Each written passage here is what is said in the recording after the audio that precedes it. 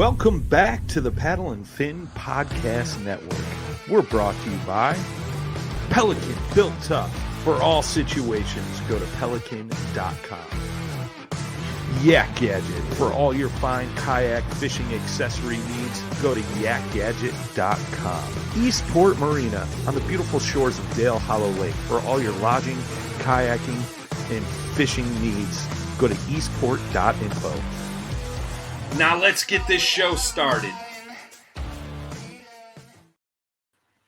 Welcome back to another episode of Bass Fishing for Noobs here on the Paddle and Fin Podcast. I am your host, Sean Lavery. I'd like to thank you guys all for tuning in, checking out our show, and just happy to have you all with us.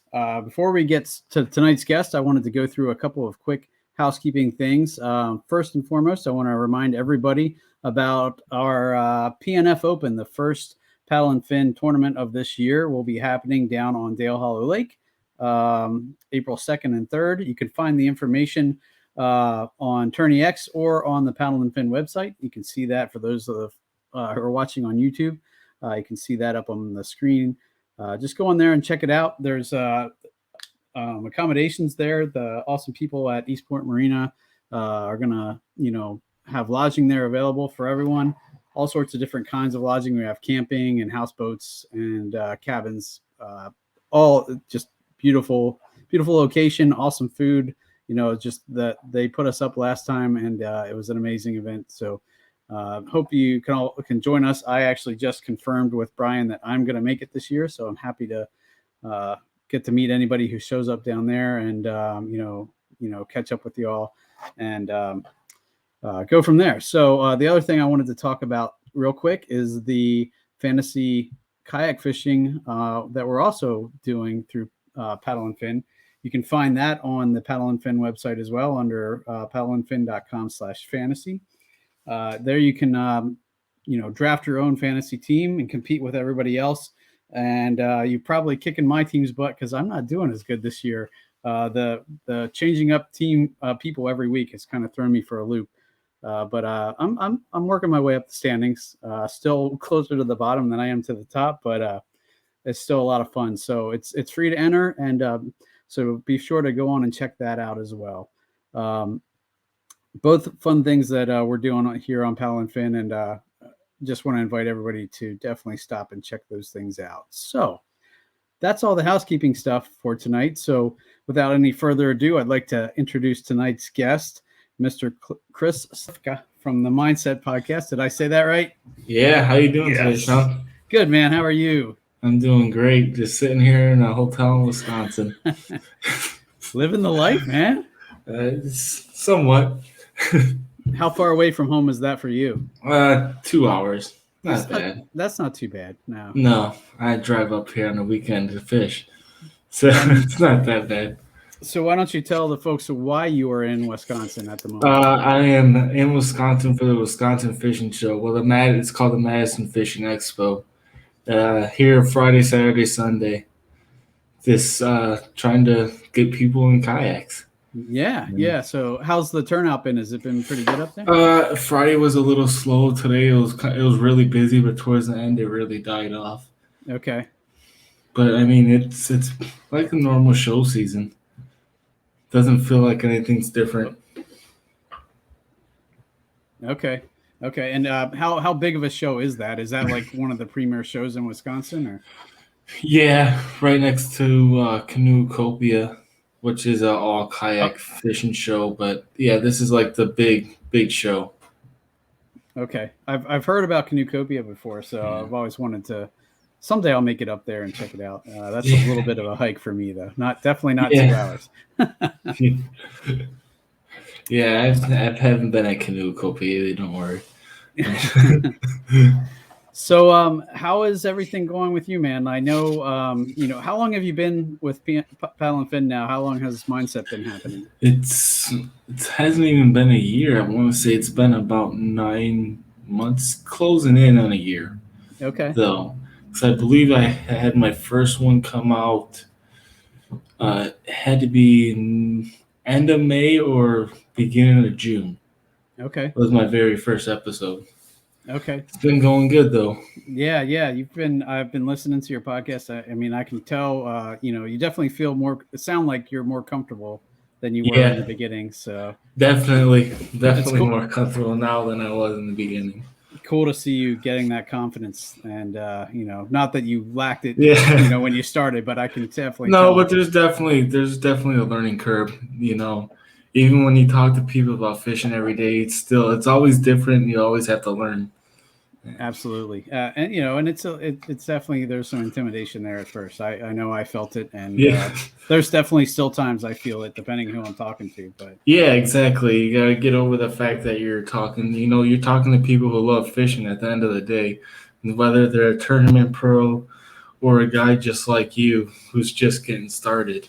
right, yep, yeah, and that's one of the coolest things I think about our community is that those guys who have been doing it forever, or kind of the top of the sport, for them to take the time to talk to someone like me, I'm working my way through things, and definitely not as a noob as I once was, but still, I know, man. super That's happy to. that's why your tagline is graduated. Woohoo! But no, but I still love the fact that people take the time out of their busy schedules to talk to me. So Yeah, same here. I appreciate every single one of my guests too, man. It's amazing to see how many people are willing to go on here and just talk fishing with you. yep, yeah, and just meeting people and having people reach out and just tell me their stories too, makes a world of difference. But so, what's on your schedule for this year? I know, you've been trying to work your way up through the ranks of kayak fishing as well. I'm still deciding. Okay. I'm still stuck between taking that leap to the national side or staying local, like the local trail that I fished this well, not this past year, but years before Paddle and Finn had their trail series. They're here at the show, so I've been talking to them. They're kind of talking me into staying there, and they have a lot of good things going on from there. A lot of good things where even if you stay local, you can still qualify for national championships and stuff like that Right. through them. So they're kind of talking me into it, but I'm still kind of on the fence. It's really going to depend. I'm giving myself to about April 1st to kind of see where I'm at with everything and Okay. how the kayak's set up, and then I want to come out of that Dale Hollow event and kind of make a decision then. Okay. Well, that'll be a good warm up for you and a good. Well, I don't know if I'm gonna actually do the tournament. I kind of want to go out there and have that be like my vacation trip, per se, where I just go out there and fun fish instead. Right. Because once I sign up for a tournament, it's a whole different mindset, Versus, Rightfully so. If anybody knows about that, it should be you. Yeah, yeah, you go into a whole different mode when it's tournament time versus going out there to have fun. Yeah, no, and that's one of the differences between some of those heavier, more intense tournament anglers and myself. I'm more the reason I do tournaments is to see the other people.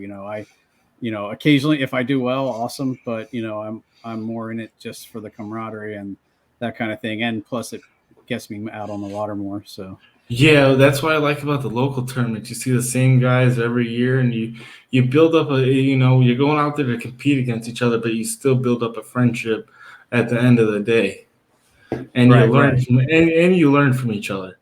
Everyone's going to help everybody out. Speaking of friends, I wanted to give a quick shout out to my old co-host Ryan. He messaged me today. He fished a tournament down in Tennessee, took third, and he had his PB Smalley, a 20-inch beautiful fish. Nice. I told him I would give him a shout out on the show. So everybody, if you know Ryan, reach out to him and tell him congrats on his PB Smalley, and awesome fish, brother. Yeah, man, I'm still waiting for my 20, at least my confirmed 20. I believe I've caught them before in the past years, but it's never been a confirmed on the board 20. Yeah. My biggest has been an 18.5. Okay. That was my biggest for quite a while until just this year. And I finally caught one on the board, 20.25. So I know once you put them on the board, you realize like how big a 20 and an 18 really is versus what you kind of think it is when you're just eyeballing it.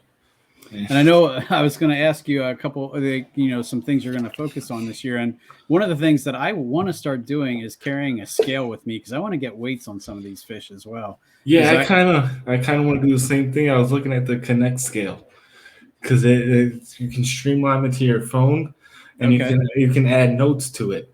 Okay. I know you're a big guy on notes. That's one of the things I want to do this year. Absolutely. Kind of keep like a little journal. I'm going to make a note of that. Maybe we can put a link to that in the notes here. Connect scale. Because I have friends that might not be kayak fishermen that always talk in weights. I caught a smallie that was 4.5, and I'm like, okay, well, how long is it? He's like, I don't know how long it was. I just weighed it, and so I always want to be able to, compare fish with them. But I up until now, I've never weighed my fish, so I usually just put them on the board. But that's definitely one thing I want to do. Same here. I mean, that's like the only big difference between boat guys and kayak guys. You hear the boat guys talk about the weight, and the kayak guys are always, man, I caught this 17-incher, or I lost this 17-incher. You hear it both ways. Yeah, sometimes I more often talk about the ones that got away, but no. We all do. No. Right now, I'd be happy to catch anything. I am still 0 for the year yet, and I've been out maybe 2 or 3 times. Just got out on the kayak for the first time last weekend. Yeah, and no bites. It was a rough one. It was cold, and it was no bites. I'm heading out tomorrow. Hopefully, going to get the skunk off me for this year, but we'll see how it goes. So. I'm still waiting on getting my boat. It's not Nucanoe's fault. It's more my fault. It's been just a little lazy to get it. I mean, we still have ice, so it's not a priority per se. Right. No, and we're just out of ice. We just had a freezing rainstorm on Friday. Now today it was high of 36. Tomorrow it's going to be a high of 50. So I'm hoping it's going to be at least a warm afternoon for me to fish. But yeah. So go ahead. I'm gonna say you gotta try one of those hair jigs or something really, really small, man. No, I threw a hair jig from the shore a bunch this year already without much luck. But have you been putting? I know there's elite guys that say to put like a piece of a Senko on it. Okay. To thread that on, like not necessarily as a trailer, but inside, so it makes it puff out more, and that way, and it also gives it the salt scent. Okay. No, I'll have to give that a try because I've just been fishing it straight, nothing on it. So yeah. The lake I'm going to tomorrow, I've only fished one other time, and was pretty slow fishing. But I just talked to a guy who was catching them on jerk baits there last weekend. So I'm hoping to maybe try that out and see how it goes. But it would be a slower retrieve for a jerk bait. Yeah, no, it's a great bait for this time of year and going into spring. I've been watching Jeff Little's channel a little bit, and he's been talking a lot about dead sticking a jerk bait, where you've let it sit for quite a while. So if my patience holds out, I'm going to give that a try tomorrow. Yeah. Speaking of the tactics and stuff, so this year, what are you hoping to learn, or anything you're looking to add to your arsenal or perfect? Or this year, I definitely want to. I was doing it last year. I want to do more frog fishing. Okay. And I definitely want to learn more punching and figuring out exactly where to punch. Because when you have that big grass flat and it all looks the same, and you can go punching for miles and miles and just hit that one that's right. Or you can fish all day and be missing them all day. So I really want to kind of dial that in. And the frog fishing, I want to dial more in on getting more fish to the kayak. Okay.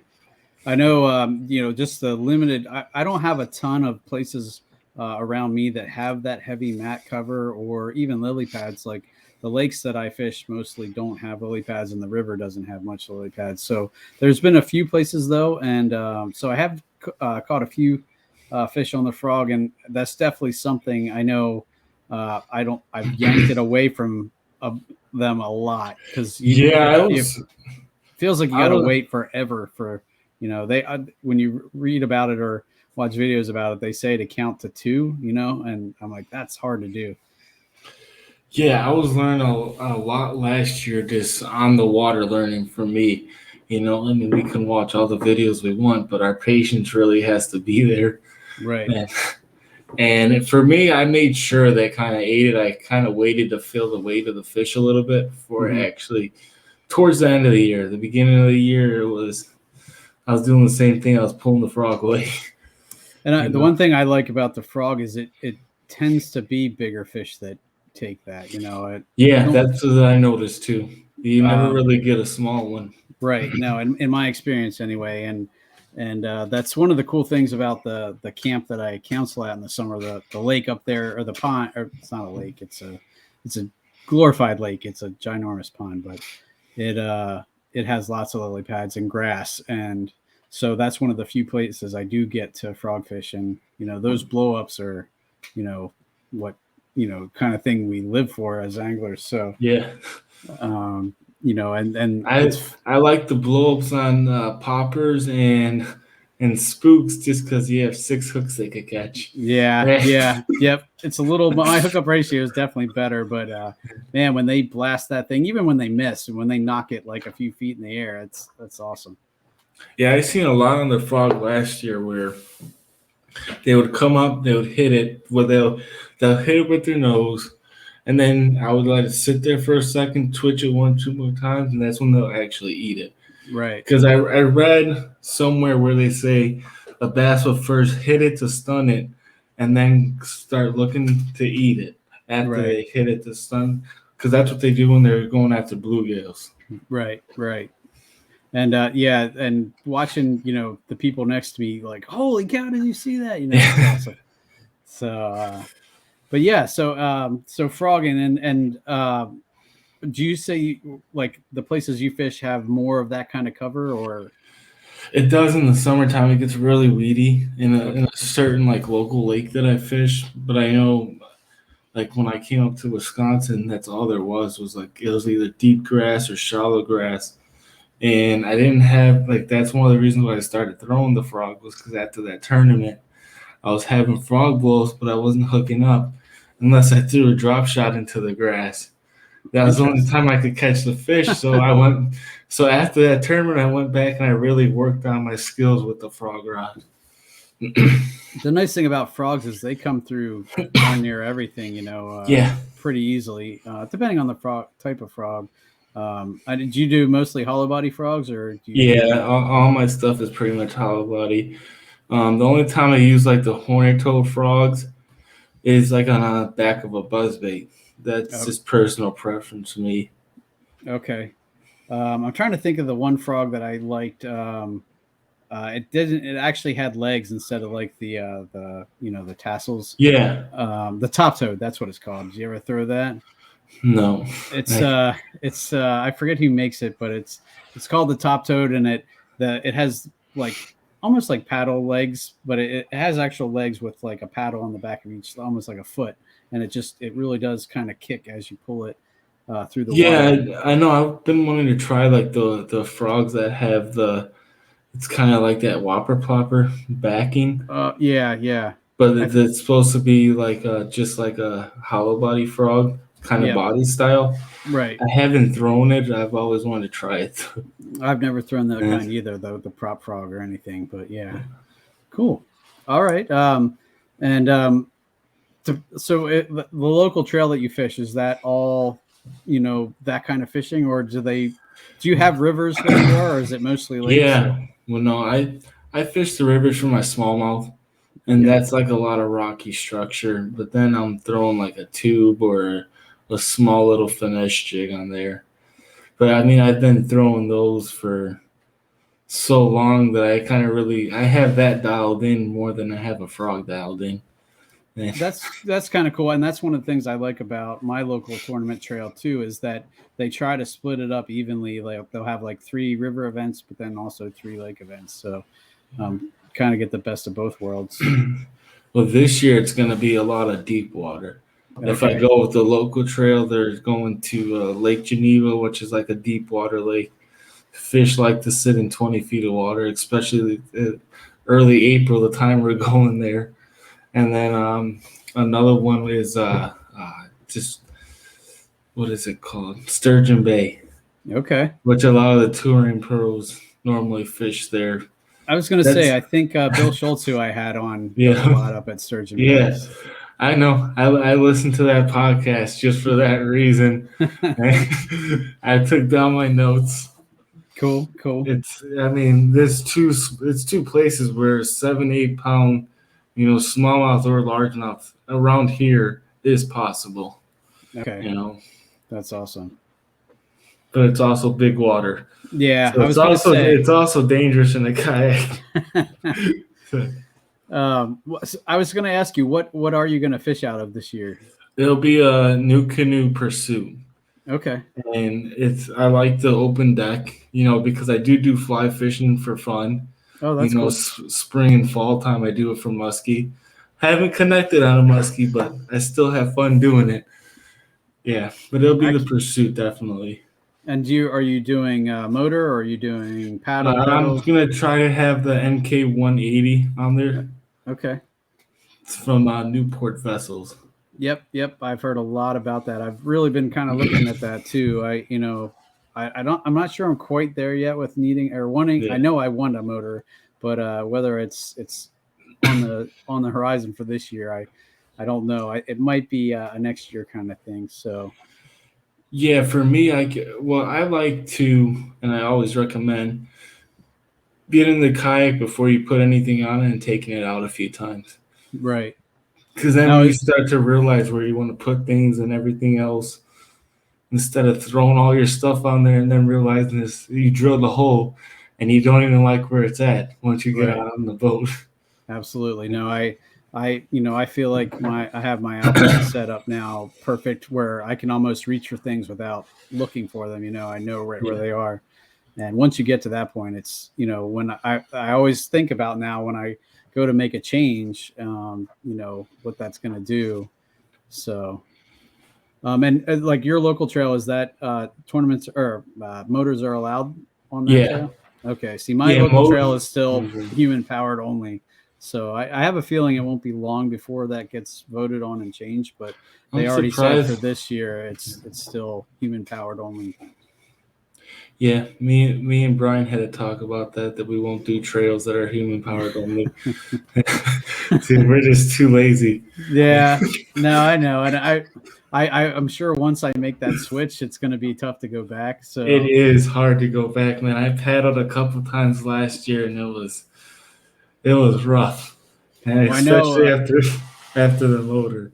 Yeah, well, I know. Just going down to Tennessee, I'm flying down, so Brian's gonna bring a kayak for me, and I'm guessing it's gonna be a paddle kayak. So I'm like, I'm not gonna be going far because it'll be paddle or pedal. Like when I was looking at them, I had pulled it up on Google Earth. There's a lot of good structure really close by. Oh yeah, no, I mean when I was there last time, I was able to. I stayed, relatively close to the marina, but I still explored a good bit. Now that was with the Outback and pedals, but I definitely found all sorts of different, kind of places. There are steep bluff walls that I could get to, but there was also grass. The only thing I really didn't find was a lot of super deep stuff, but that was okay with me because that's definitely not my strength. So.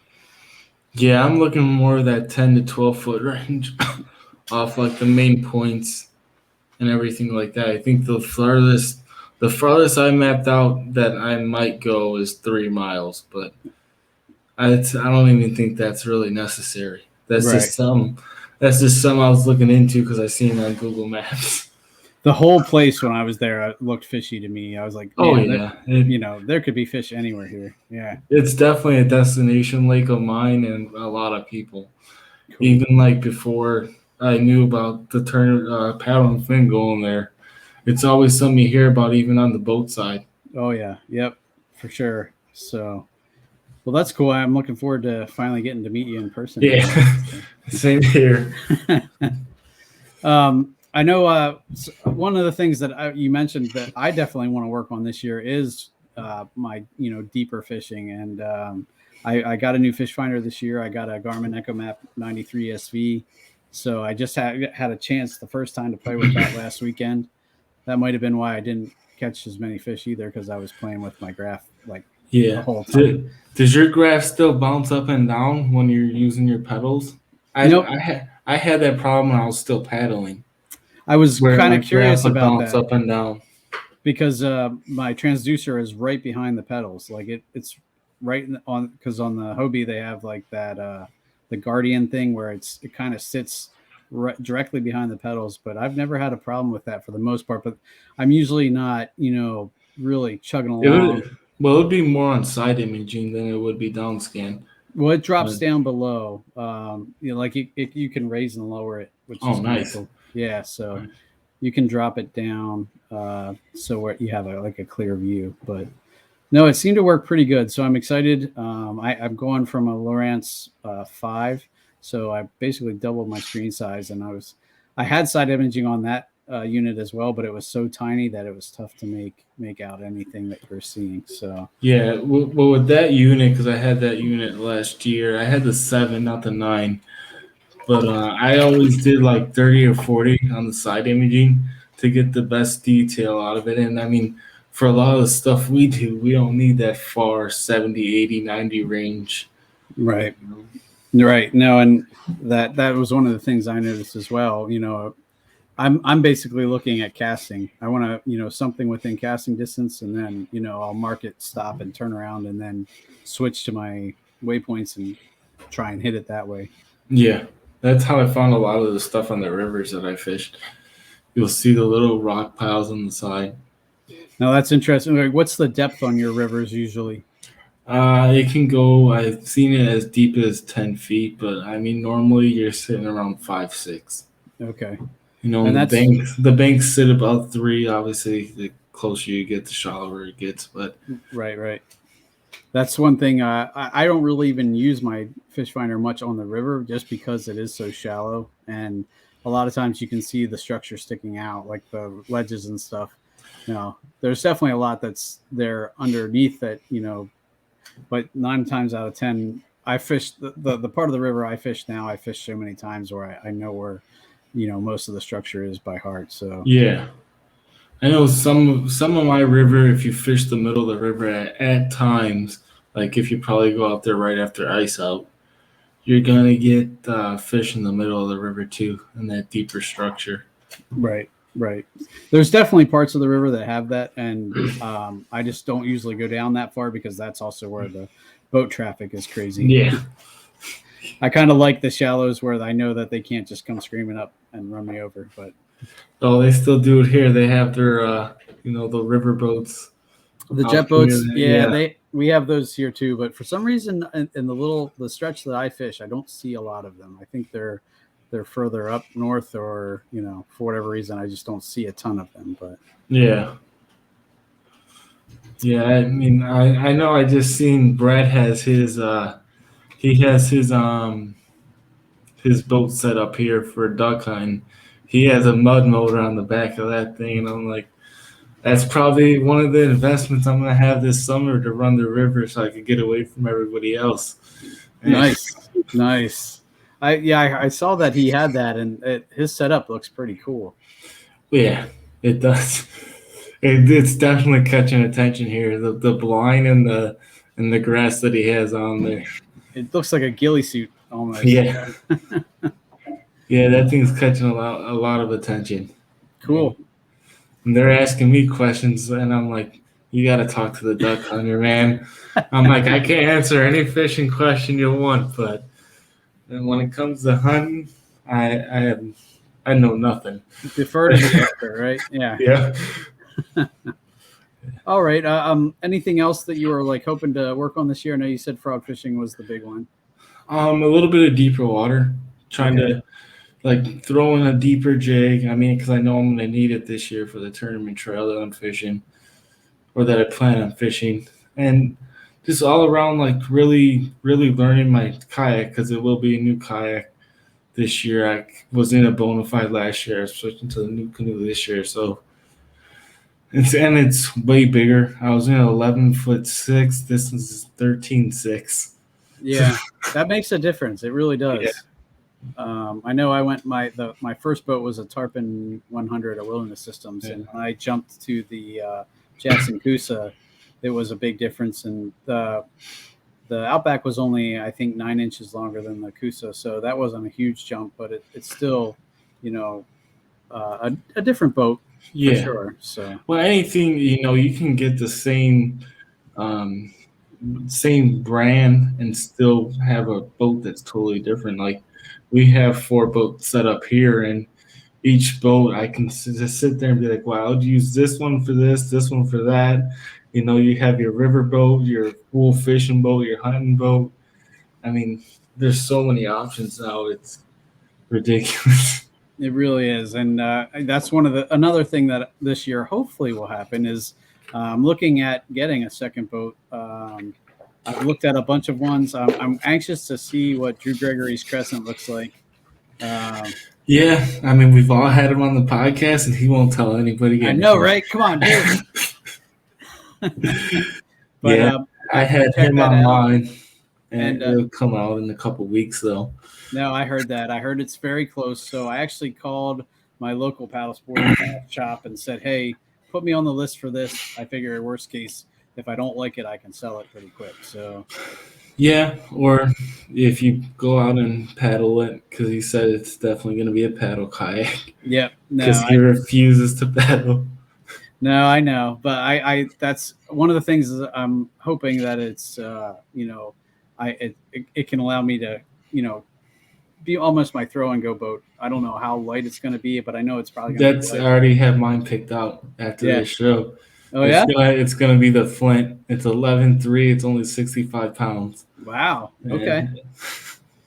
I was looking at we had the Harrisburg Sports and Outdoor Show, and Delaware Paddle Sports was there, and they had the Hobie iTrek 11 there.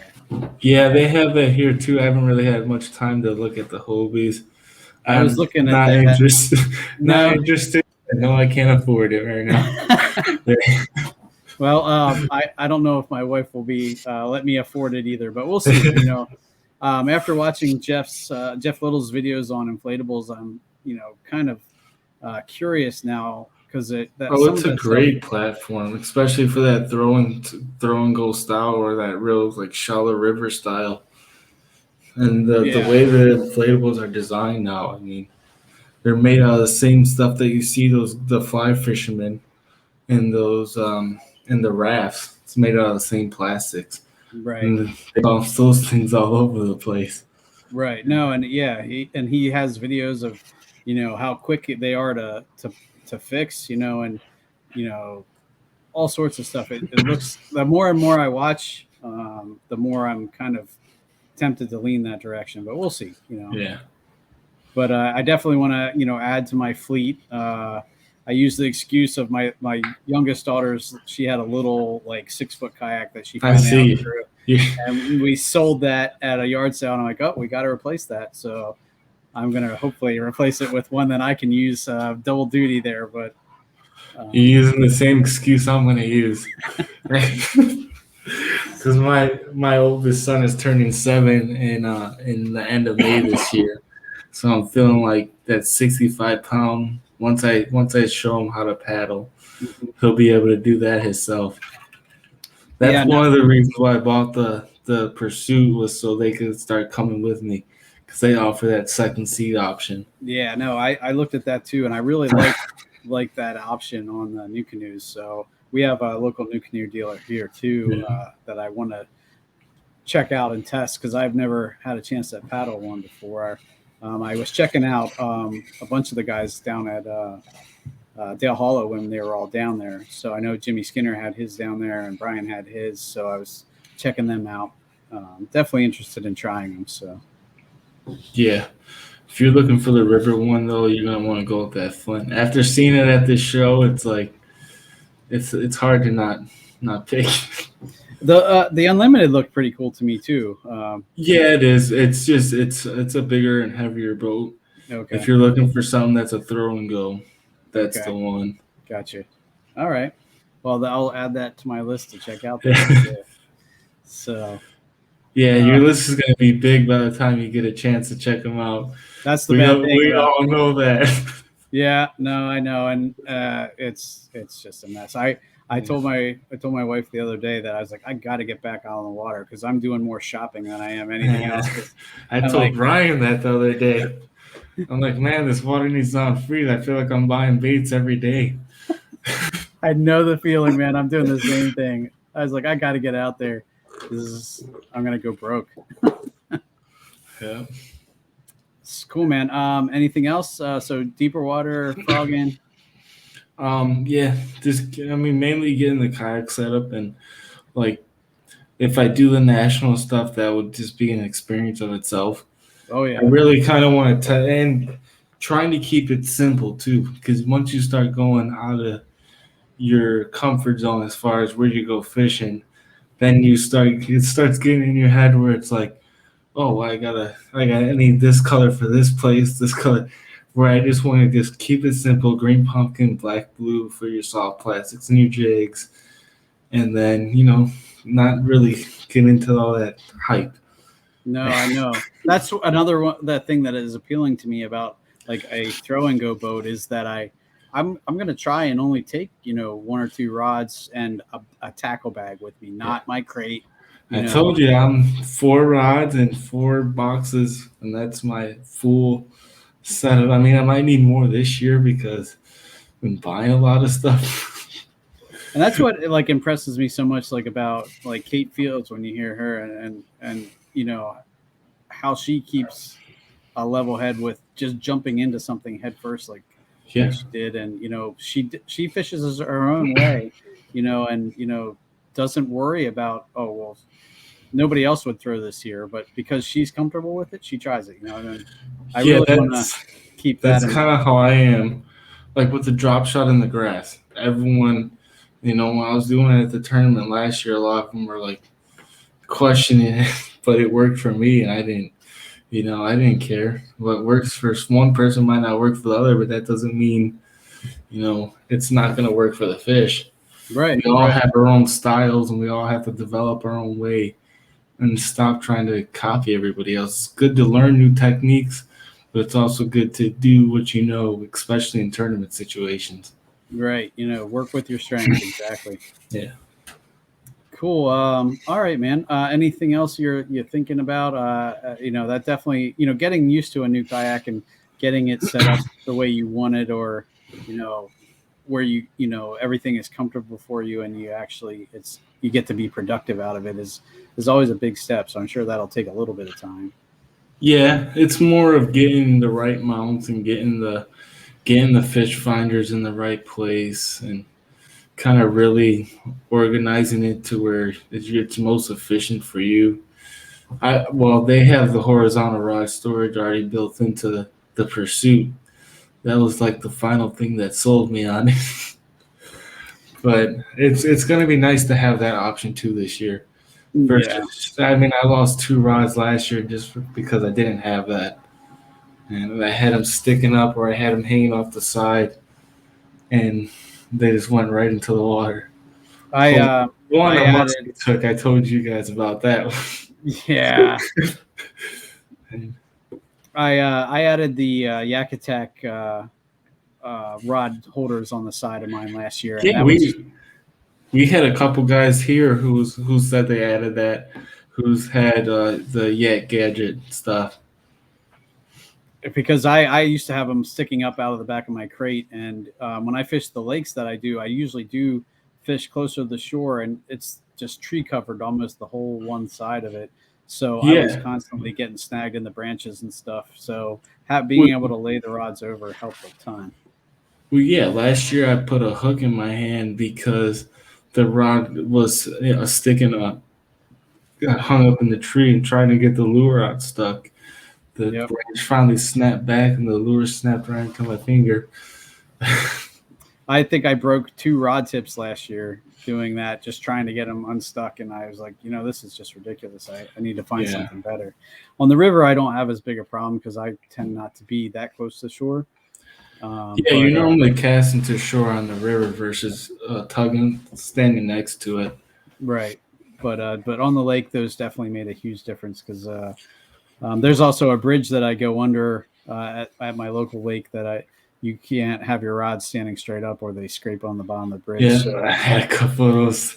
I'm like, I think I could make it, and then next thing you hear the screeching. Yeah. Yeah. So that's another nice thing is not having to worry about that. I can just kind of go through whenever I want. But so that's so your plans for the tournament scene are still up in the air. How about your plans for your podcast? Like what's coming up with Mindset? Anything?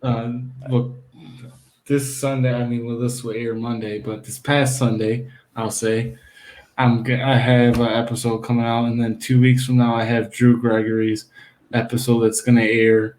And like I was saying on Armando's show, I'm going to try to do like half and half, like half kayak, half boat guys, and try to get more professionals or more people doing the national tournament scene to be on the show. Last year, it was kind of more me not really wanting to reach out to people because I didn't, new into the podcast, new into the national scene of things, and really put my name out there.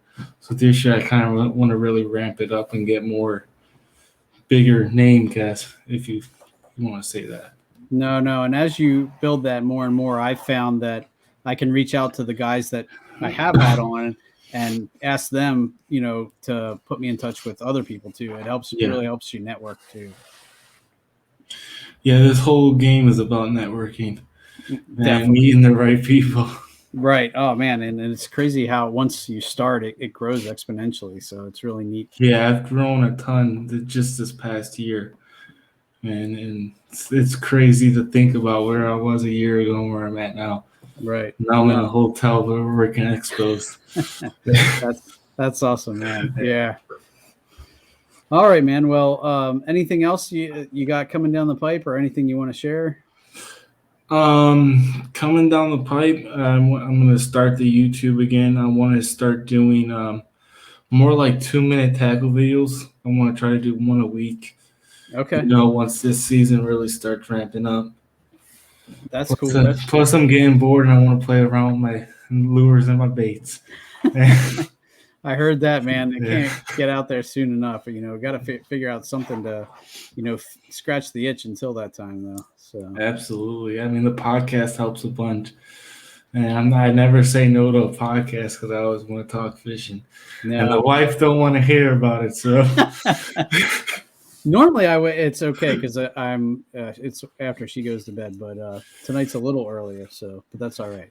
Yeah, well, she doesn't want to hear about fishing in general. So she'd rather have you talk to somebody else and then get that out of your system. Yeah. Yeah, I have stuff that'll come in and, oh man, look at this. I know this is gonna catch a blind. The wife with the eye rolls, like, oh, you're crazy. But another package came for you today. It's more fishing stuff, isn't it? Yeah. The only one she likes is when the coffee comes in. That's the only one she approves of. All right, man. Well, I wanted to give you a chance to shout out, where folks can find you. Obviously, guys, check out the Mindset podcast. Airs every other Sunday. Is that right? Yeah. So we have one. Well, by the time this airs, we'll have one this past Sunday. And then another 2 weeks from then, like I said, Drew Gregory one. I'm going to be honest, it's more Drew Gregory talking than it is me talking because right at the beginning of that podcast, I realized how much information he's given out, and I just wanted to start writing notes. I quickly became like the guest versus the host. I remember when we had him on, it was the same thing. I was like, just go ahead. Just go. No, I'm not going to stop you. Just keep talking. Yeah, because he's like, I'm going on a tangent. I know, but I'm like, no, you're good. I'll just keep listening. That dude's a walking encyclopedia, man, of fishing. Absolutely. And Absolutely. I can only hope to absorb as much as I possibly can. So, Absolutely. all right. Well, where else can? What's your social media? Where can folks find you? Everything is Chris Slywka Fishing.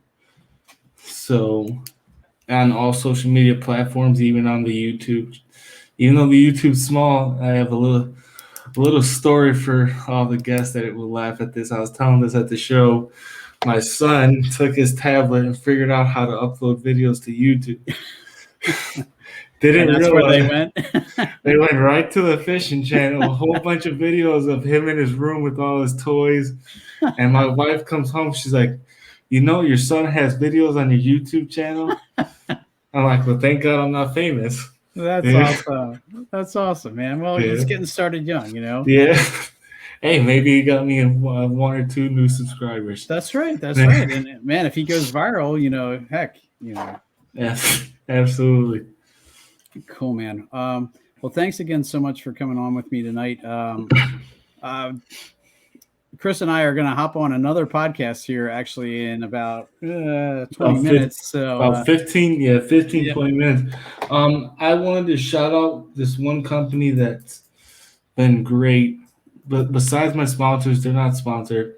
I just met them at the show this weekend, but they've been awesome to me and Brad throughout the weekend. They're called Bass Reaper Baits. And Brad said this is the thing to throw on a drop shot. It's called iSickle. I-sickle. Okay. I think I've gotten some of them in my Dark Horse tackle box. There's something one of the tackle box subscriptions I've got a few Bass Reaper things for. So yeah, they're really nice people. The guy, he does local tournaments here in Wisconsin for bass boat, not kayak, but great people. Cool. And they had the dollar bin and they let us go crazy. And then they also threw a couple off the shelf that weren't supposed to be $1. They gave it to us for $1. So awesome. Yeah. Awesome. Cool. Well, yeah, guys, check out Bass Reaper as well. I'll put them in the show notes as well. So yeah. All right, man. Well, anything else before we no, I just want to say thanks for letting me be on. This is the third time on in less than 9 months since my podcast started. Man. Well, dude, you're doing a great job. I just want to, give you a shout out. So keep up the great work, because the mindset, that part of the fishing game it's almost more sometimes than, just the tackle and stuff. It means a lot, and no one ever really talks about it. Even when you're talking about a mindset of picking a color for a bait, there's people I've had on that talk about that. The keeping it simple. It's important. Right, for sure. So, guys, definitely check out Mindset, Chris's podcast, and the rest of the guys on PNF. We got a great group here, and we'll keep bringing you guys the awesome stuff. So, yeah, I know. Me and Brad were telling the guy the other day. Today he had a live YouTube channel on us, and we just rattled off all the shows, and they're like, "Really, 7 days a week?" Yeah, man. 7 days a week with 2 or 3 live shows on top of that. That's right. That's right. If you can't find it here, it's probably not out there, Yeah. So, all right, guys. Well, thanks again for tuning in to this episode of Bass Fishing for Noobs. Thanks, Chris, for coming on. And as usual, we bring you the techniques, the tricks, and the tips to help you rip more lips. Have a good night, guys. Thanks for tuning in to another killer episode here on Paddle and Fin. Be sure to drop a 5-star rating, a thumbs up, or smash that subscribe button on any platform you're listening in on. Be sure to check us out on WAYPOINT TV, waypointtv.com. Make sure you sign up for the Fantasy Kayak Fishing League at paddleandfin.com/fantasy. You could support this show through Patreon, patreon.com/paddleandfin. Don't forget to check out the website, paddleandfin.com. Catch us on YouTube. If you got a question, comment, or want to see a future guest on the show, be sure to email us at paddleandfin@gmail.com. Shout out to our show supporters, Yak Gadget. You can check out all the fine kayak accessories at yakgadget.com. Pelican Professional. For all your cases, coolers, and lighting needs, go to pelican.com. Rocktown Adventures, your Midwest premier paddle sports destination. Go to rocktownadventures.com. Eastport Marina, the beautiful destination on Dale Hollow Lake. If you're looking for lodging, kayaks, kayak accessories, or anything fishing related on the beautiful Dale Hollow Lake, go to eastport.info. And Jigmasters Jigs. When in doubt, get the jig out. Go to jigmasters.com and fill your tackle boxes today.